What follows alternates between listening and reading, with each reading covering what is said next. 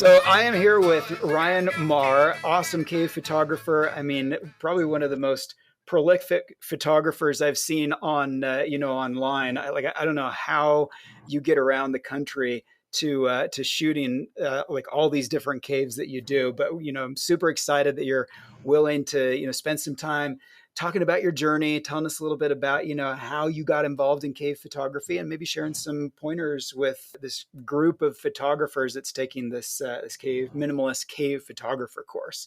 So with that said, Ryan, I'm wondering if you can tell us a little bit about how you got into photography and how you got into cave photography. So a little bit Well, about your journey. when the caving came first, when I was very little, my grandparents, in fact, essentially they were both school teachers, which means that they had summers off, and they had the ability to take their grandchildren to a lot of places. And one of the first places that we went to was Mammoth Cave, and then Luray and Endless, and then in 2003, Carlsbad. And after that string of visiting places like that, it became kind of difficult to not be interested in it. And I'd always been interested in the natural world, and so caves became a pretty central part of that for me for a long time. But I never had access or the ability to go caving as we think of it. So for me, it was just anytime I had the chance to visit basically a commercial cave, I was okay with that. And then as I got through high school, we frequently did trips either to visit family in Salt Lake City, which gave me access to, parts of the Rocky Mountains, or with my grandparents, oftentimes with places along the East Coast. And somewhere in the middle of all of that, I picked up a camera and I just never put it down. So the photography came along then in high school. And when I got into college, WVU at West Virginia University, they have a student grotto, and I went there and thought, I would like to take pictures underground. I think that'd be certainly very interesting. And before I actually went to start classes there, a local cave here by where I live, Laurel Caverns, let me go in to take pictures in their cave. And that was actually the first time I ever took photo gear underground. And it worked out a lot better than I expected that it was going to. And so when I joined the student grotto, I do not believe that entire fall and spring semester I went caving once without a camera in my hand. I give the student grotto a lot of credit for putting up with that, because there's not a lot of grottos that would put up with that, but they did, and I am very appreciative of it. That's awesome. What equipment were you using at the time? I mean, and when was this? Like, how many years ago was this? So this would have been fall of 2013. At that time, I was using a Canon T3i, so a crop sensor camera with Canon's kind of their classic at that time, what was their classic 10 to 22 millimeter wide angle lens. And at first, it was two strobes. That was it. No relays, no sync devices, no slaves, nothing like that. It was just a camera, a tripod, and two strobes. And throughout the fall, it basically stayed that way. And it's funny, actually, I had just enough gear that I could fit it into one Pelican box. Now, if you could think for a second how much space a camera, two or three lenses, and two strobes would take up, and how big that Pelican box would have to be. That got taken through more places than I can believe that we actually took it through. In fact, I remember once in that semester crossing a pool of water underground and literally using it as a flotation device to get across the pool.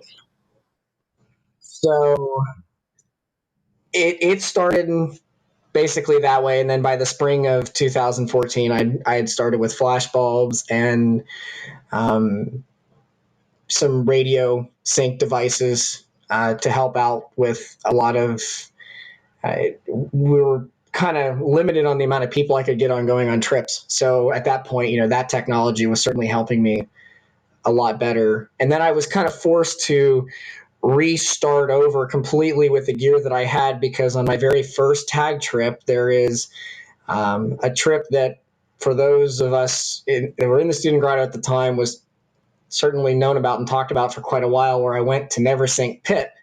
And on my very first drop of Neversink, I climbed all the way back out, and as I was getting off rope, my pack detached from my harness and fell back down the pit and destroyed everything I had. Oh my gosh. It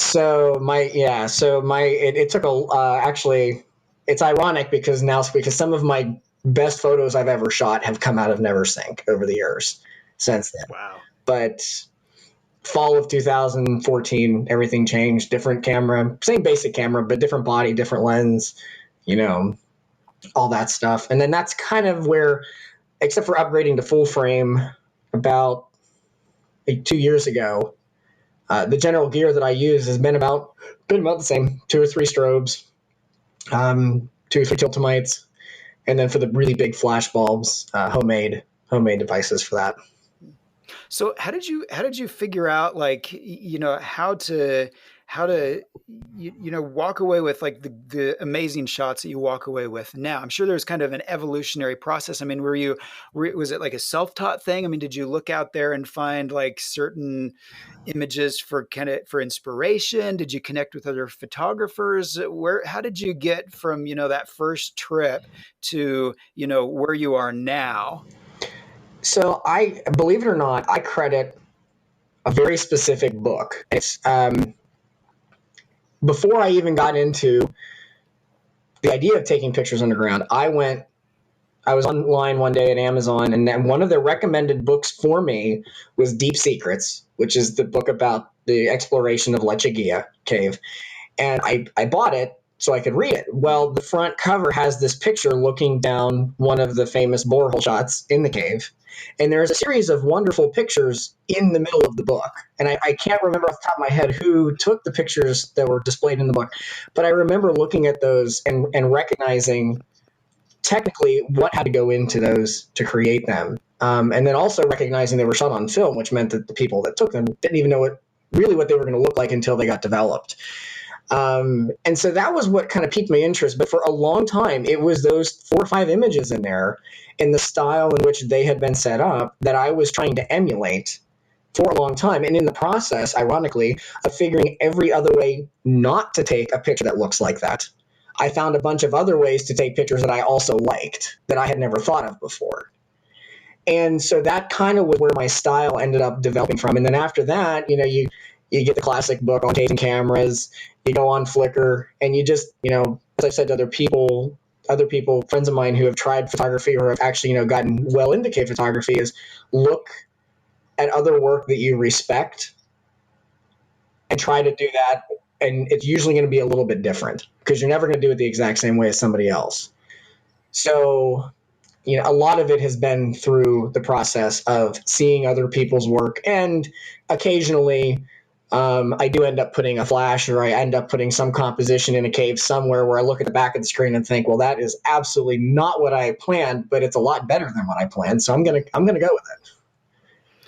That's all. So it sounds like a lot of like looking at images and sort of reverse engineering them and tearing it apart and trying to figure out exactly what they did, and then going and doing it to see if it works. Is that sort of like a good summary of? Yeah, I would say that that's a fairly decent summary of how it worked. It's been a solid mix of looking at other people's works and reverse engineering it, and honestly and truly thinking, all right, I have this set up this way, and when I take this picture, this lighting is going to look the way I have it in my head, and it looks like something totally different, but it ends up being better than what I had expected in the first place. How did you figure out, because flash bulbs, I mean, that's pretty old technology. How often do you use those, and how did you figure out like how to build, make them function again? Because I know you can order them like off of eBay, but a lot of times like the flash guns like have different batteries and all that kind of stuff. Did you have to do some electrical hacking, or like what happened there? So a cave photographer who actually lives in the same area that I do here in Fayette County, Pennsylvania, Ed McCarthy, introduced me to flash bulbs about 7 or 8 months after I started taking pictures underground. And at that time, I only used tiltomites to fire them. Now, as I got into bigger and bigger flash bulbs, there was a particular trip that we were going to be doing in the fall of 2014 that required the big number 50s. And so I knew that I had to figure out how to make flash guns for them. And this is actually where my degree in engineering and my background, because not only had I done photography through high school, but I also did experimental rocketry, which sounds like a completely separate system of engineering until you recognize that part of experimental rocketry is learning or figuring out ways to reliably set off explosive charges to deploy parachutes, which happen to have almost the exact same circuitry that you would need for a flash gun, for flash bulbs. And so that directly carried over into it. And from there, it was just plain, because I'm not an electrical engineer, but I did manage to figure out how to hook up capacitors. And actually, just recently, I finally managed to come up with a system that will actually very reliably fire flash bulbs with a radio slave at shutter speeds of up to about a 60th of a second. And all of it was based off of that original work that I had done with rocketry that carried over for the circuitry for the flash guns. Whoa, that is really cool. I bet you were super stoked when you finally figured that out. I will say that the first time that I ever used one of the big flash bulbs underground and actually got to see, we were photographing Monster Cavern in West Virginia, and the room's about, the numbers vary, but the room's roughly 300 by 400 feet, 200, 250 feet tall, and seeing that light up for the first time, and not only thinking, wow, that's a lot of space to light up at once, but also to see multiple flash bulbs all fire at the same time using a completely self-designed system was pretty impressive the first time.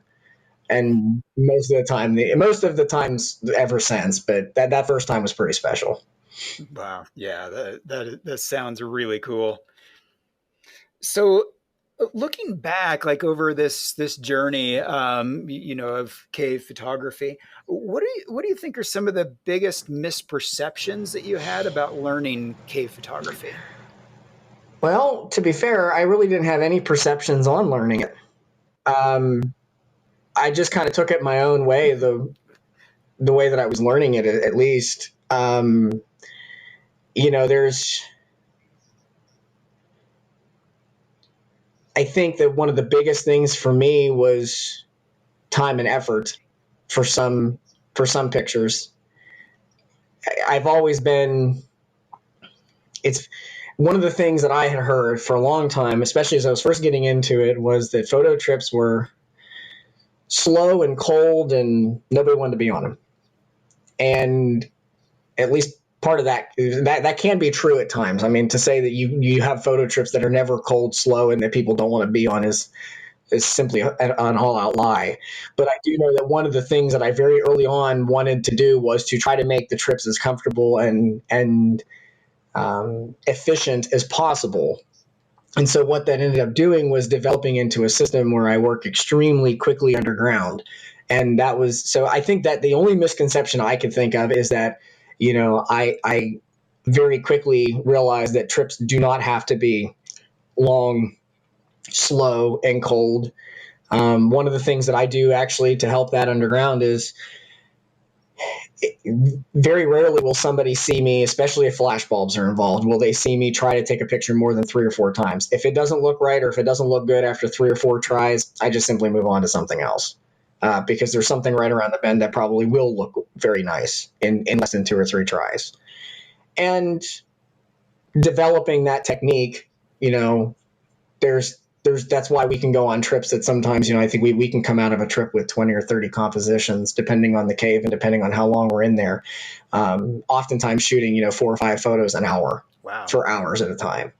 These are different locations in the Yes. cave, Yeah, right? no, they're not like different compositions of the same subject. I mean, there's different, the superlatives in terms of areas that I can think of would be, we went into Slaughter Canyon Cave in New Mexico, and in like 10 hours, we shot like 26 compositions or something.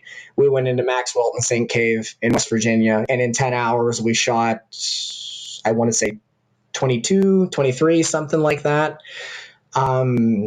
It all depends, on the cave and on the trip. Of course, on the other end of that, you have trips like, we went to Ellison's in last year, November 2017, and we photographed Incredible Pit. And I mean, that was if I remember correctly, that was almost a 14-hour trip, and we got one picture out of it. Now, granted, it was a fantastic picture, but it was, that was one picture for the entire trip. That was a long, slow, and cold trip for that one. So what does it look like? I mean, for kind of blasting through these, I mean, what's your approach? I mean, do you go in and do you have a vision before of what you want? Do you like, is there something that you like, do you go in with like really bright lights to kind of shine them around and get a sense of what's going to maybe look good, what isn't? I mean, how do you set that up and move fast? Well, one of the first things that I do is that on the very first one or two images that I shoot in a cave or in a location, is figure out what exposure settings they need for the strobes or for the area. And from there, generally speaking, in a cave, say, say for instance, like Slaughter Canyon Cave, where we would get in areas we would start taking pictures. And I can't remember the exact numbers, but say I'm using ISO 400 and F6.7. 80% of the pictures we shot for the rest of the day used those exact same exposure settings on the camera, and I was just simply changing flash output or was slightly modifying the camera, just simply thinking, okay, the flash is a little bit farther away. I want this to backlight instead of front light. This formation is darker than usual. So after a while, you just start to know what exposure settings you need to the point where exposure just becomes, I don't want to say routine, but it's not. It certainly isn't the biggest time-consuming problem. You're not sitting there trying to. A lot of that is attributed to, of course, to being able to do this with digital cameras. In the days of film, that just simply doesn't happen. So after that, it simply becomes a system of trying to see the compositions that you want. And honestly, one of the first things that I do, especially in an area that, for instance, would be very heavily decorated, is I just simply walk through it and I look everywhere that I can, from every angle that I can. And, it's been described that somebody said to me after after the Slaughter Canyon trip, they said, we could see you walking around and you had 10,000 ideas for 10,000 photos and you had to pick two to do there. And that's basically what it becomes. You walk through the area and you start to see it, at least internally. I can see it lit up the way that it would be by flashes or strobes or flash bulbs or anything like that. And I pick the scenes that I want, the compositions that I want, and then we just do it. And by that point, with exposure settings being something that we don't have to worry about, it's just, if it's strobes, it's just a matter of having people stand in the right spot at that point. So how did you get to that point? I mean, did you, when you first started shooting caves, did you find that just kind of came naturally, or is that something that's sort of developed over time, the ability to see that? It developed over time, in part because one of the things I like to say is that I have been at West Virginia University now since fall of 2013. That's coming up on 5 years. And I have spent 2 weekends in Morgantown, and that's it. The rest of them have been hiking, caving, doing stuff like that. And I'm very fortunate to live in a state where there are a lot of caves that are easily accessible to me. And so the ability to do a lot of trips on weekends, I think my record was in 2015, where there was a 7-week stretch where I went caving 7 weekends in a row. But understanding that's all I did. There was no going to parties in Morgantown during the week. There was no, during the week it was work, homework, classes, and so that way on the weekend I had nothing to do and I could just go caving. And so the result was a lot of trips in a very short period of time, that after a while, when you do it often enough, that ability to see things that way just kind of starts to come naturally after a while. I work at Laurel Caverns because it's very close to Morgantown. So I work there on the weekends, and when I lead caving trips for people, and we're walking through the cave, I still see that cave in lit up in different ways in terms of potential photographs. And I have shot more photos in that cave than I think I have in any other cave that I've been in. But I still see things differently every time I go through it. So I suppose that like for those who don't really have access to that like that many caves, that just going into the same cave over and over and looking kind of as a photographer at composition and that sort of thing, that eventually it'll probably come. But it sounds like that proliferation of trips is important for people to develop their ability to see composition. It's important for their ability to see composition, but it's also important for their ability to develop their own style. Hmm. And I say that in the sense that if you want to develop compositions, go on Flickr. There's thousands upon thousands of images shot from caves on Flickr. You can see those compositions as much as you want on there. Or on Facebook, or anywhere online, you can see these compositions. The idea of a composition in general, there's multiple ways that you could do a composition, but at the end of the day, there's like maybe 20 base compositions that you shoot in a cave. Somebody in a passage backlit, somebody in front of a formation, somebody behind a formation, somebody on rope looking up or down a pit. At that point, it becomes, well, what kind of style are you going to put onto it? And so that's what you end up developing from all of those trips, is not just the compositions, but your own style to those compositions, which is eventually what you end up seeing when you walk through the cave. You're starting to see the cave in your own personal way that you would want to document it in. That's a great thought. I want to ask you about a couple of your shots, and maybe if you can just kind of walk us through what the process was there in those shots. You've kind of already explained it generally, but maybe a couple of just specific examples. The ones that I'm thinking of, there was a shot that you had of it was Jacob Lieber in Incredible Pit. Do you know which one Mm-hmm. I'm talking about? Yeah. So looking down, there's a waterfall flowing past. What how did you approach that shot, and how did you ultimately capture this image, all the way from like the pre-visualization, thinking about, am I going to shoot this or not, how is this going to work, to the final image? Well, that's it's an interesting picture to kind of to talk about, because that was one of the few pictures that I've shot that have come out extremely well without me having to do much pre-thought into it, in part because I never really knew what the top of Incredible had looked like. Knowing kind of what you're walking into really, really helps. And so before that particular trip, I'd actually had a couple phone conversations with Jake about the top of Incredible and how that could be done. And eventually he actually ended up going there, and when he came back, he drew a memory sketch of what the top of the pit looked like, where all the bolts were and ledges and everything, and sent it to me, which kind of helped.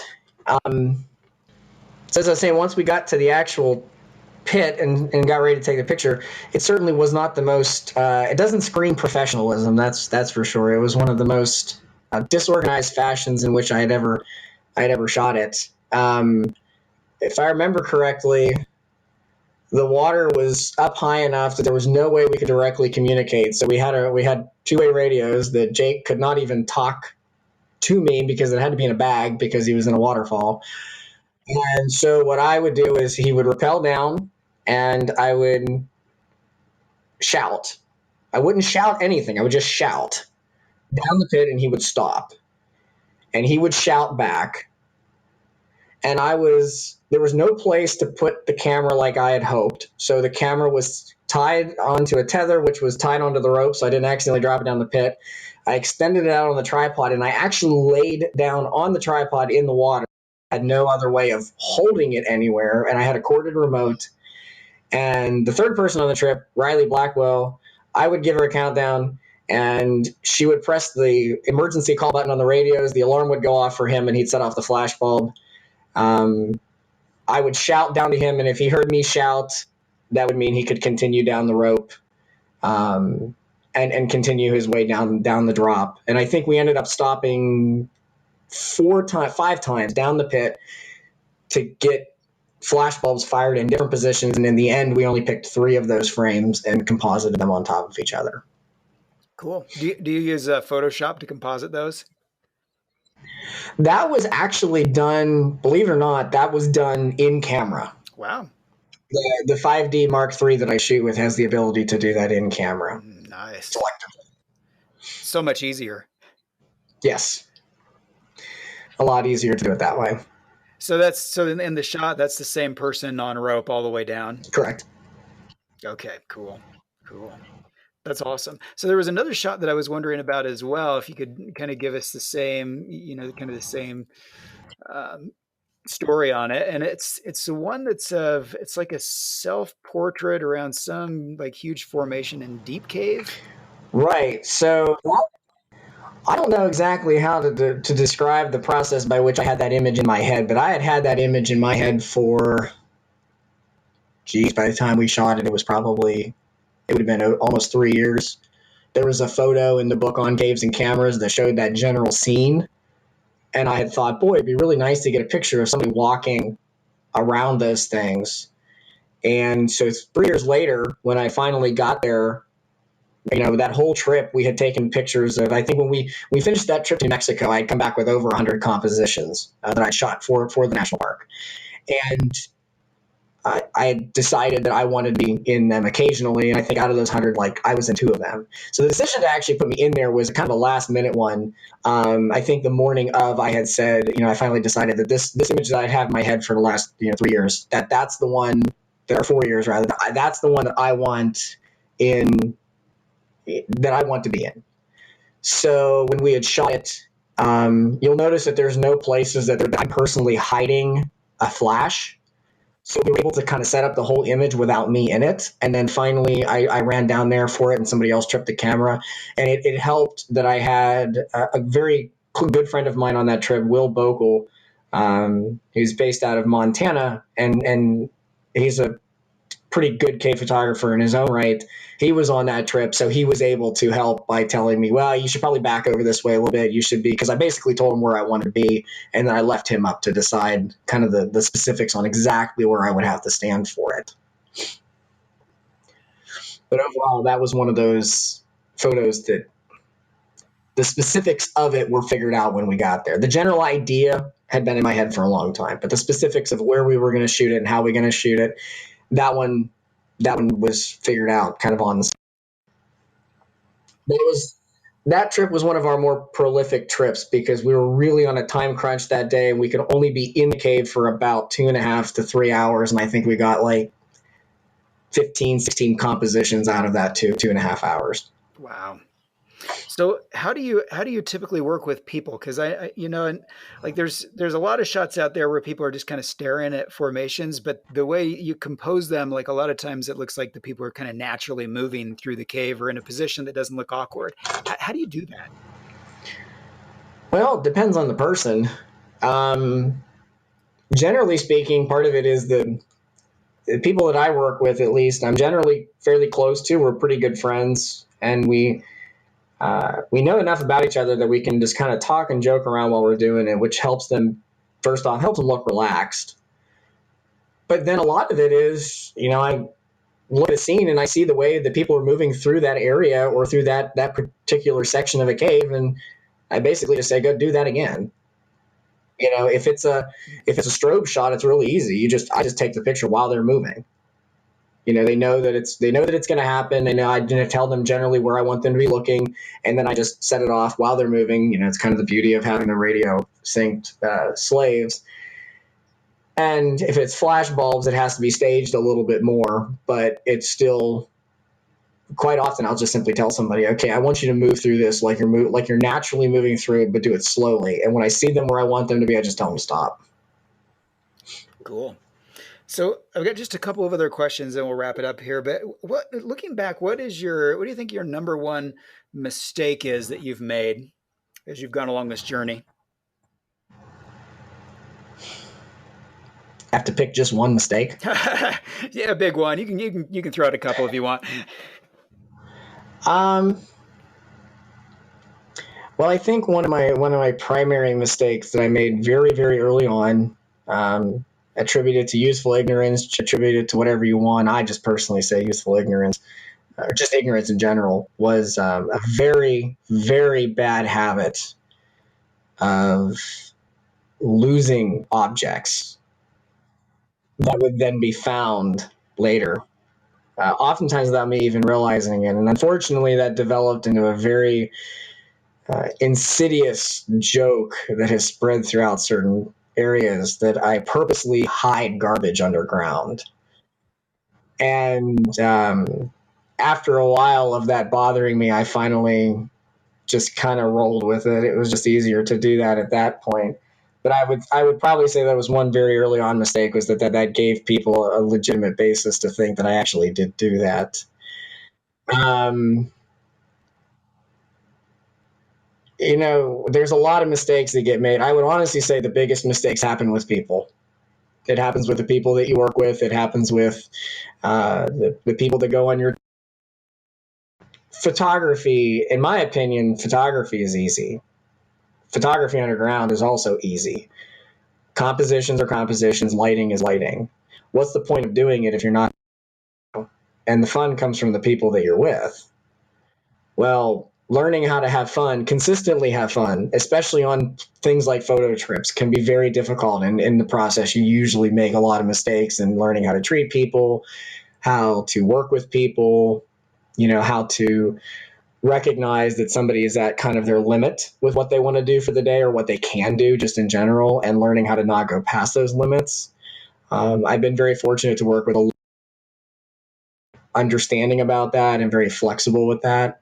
And of course, you also work with people who aren't flexible or aren't understanding of that process. And so it's a kind of a touch and go situation throughout much of it. But I would say that the biggest mistakes that I've made have almost always been involving people that I'm working with.